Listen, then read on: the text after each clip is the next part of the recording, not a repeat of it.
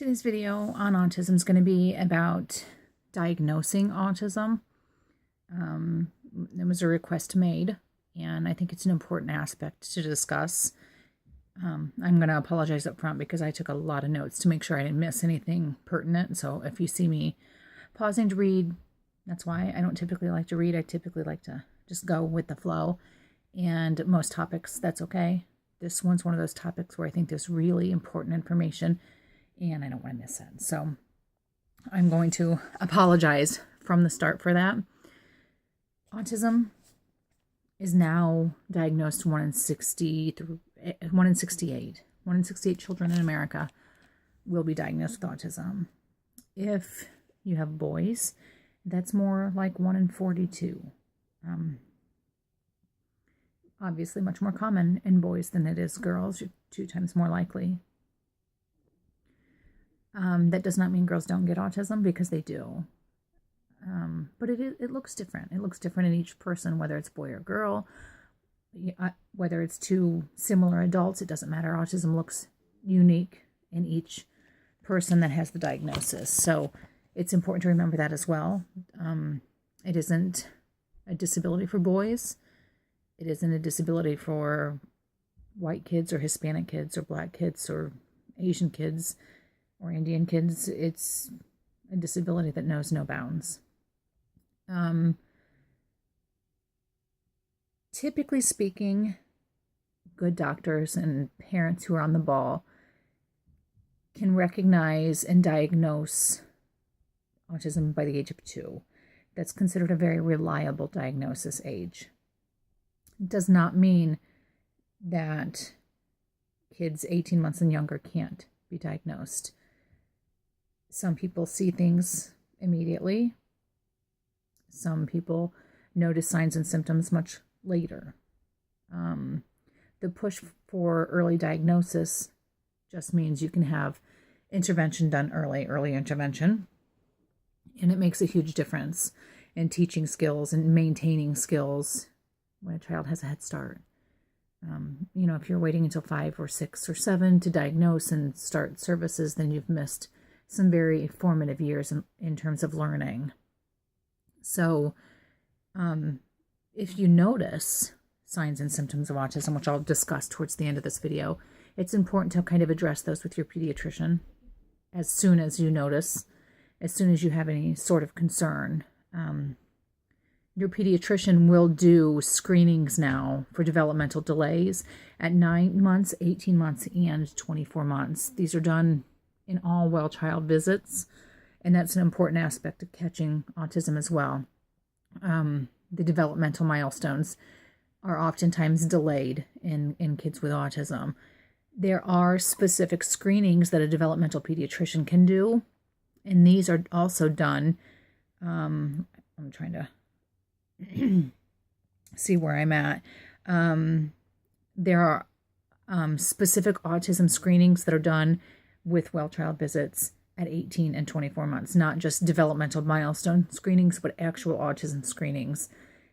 If you see signs and symptoms before 18 months, bring them up to your doctor. Your pediatrician can do screenings and evaluations, and they can also refer you to a developmental pediatrician, a neurologist.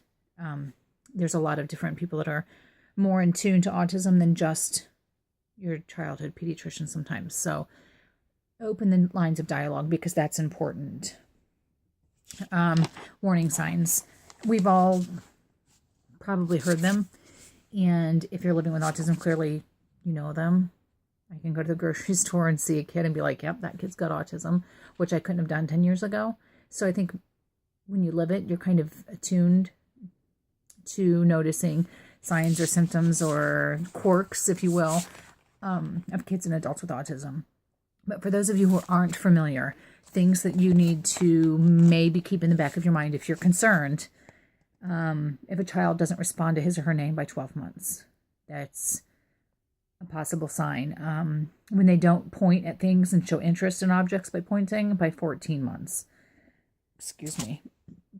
If they don't exhibit any pretend play skills, talking on the telephone, playing house, playing with their baby dolls, driving cars by 18 months. A child or toddler will avoid eye contact. If you see problems with them understanding your feelings and emotions, if you smile really big, usually a young child will smile back. If you have an older toddler or young child and they cannot talk about their feelings and kind of understand the difference between happy and sad and mad, any kind of delayed speech and language skills, echolalia. If you've got a child who does a lot of repeating of phrases, repeating of specific words, scribing, or scripting, excuse me. If you have a child who scripts specific TV shows or movie shows, line for line, verbatim, that's another sign. A child who struggles with change, no matter how minor change can be really, really difficult for a child on the spectrum. And one of the very last things to really kind of keep an eye on and understand might be a sign is obsessive interests. These can be common things like, a favorite TV show, which a lot of kids have, but they can at times take it to another level. But it can also be really strange interests like anything that spins. Ceiling fans. I had a son who loved trains and cars when he was young. Pretty typical, right? No. He'd lay on the floor, have the car, the train in front of his eyes, and roll it back and forth and watch the tires. It was less about the train or the car and more about the repetitive stimming of the wheels. So there are a lot of things that you may have concerns about with your child. The most important thing I can say is talk to your pediatrician. That's the first aspect of looking at evaluating for autism. If he or she shares your concerns, there are other people you can talk to. There are evaluations that can and should be done. The other important thing I would say in the possibility of diagnosing a child is you're not alone. Stay away from the internet. At first, for sure, stay away from the internet. Don't research things on your own until you're ready. As with anything on the internet, you have to understand that you're going to see both sides. You're going to see really bad. You're going to see really good. You're going to see all the stuff in the middle. I strongly encourage you, if you are heading down the path of a new diagnosis, to reaching out to parents in your community who have kids on the spectrum, support groups, the internet, in terms of social media and networking that way. Do not research it at first. I just don't think that dealing with the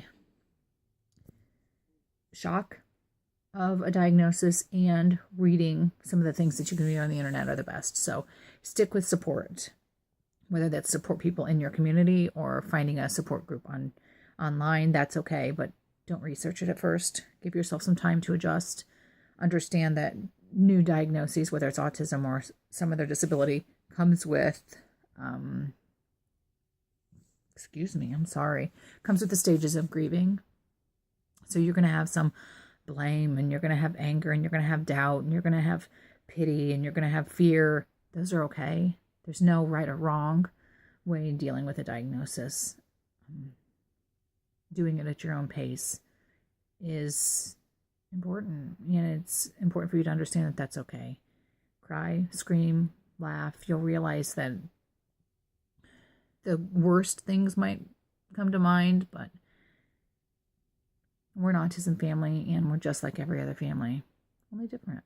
We do everything that you do. We go on vacations, and we go to movies, and we go out to dinner, and we read books together, and we laugh, and we play, and we fight, and we yell, and we do what every other family does. We might do it differently. We might do it more slowly, but we do it, and you will too. If you have any further questions or concerns on diagnosing, feel free to comment below, email, reach out. If I don't have the answers, I know somebody who does, so we can get you pointed in the right direction. And, meet it head on. Don't be afraid. You're not alone. Many people around you, you'll find, are in the same boat. So until tomorrow with a new topic, if you have any suggestions, send them my way. Happy World Autism Awareness Day.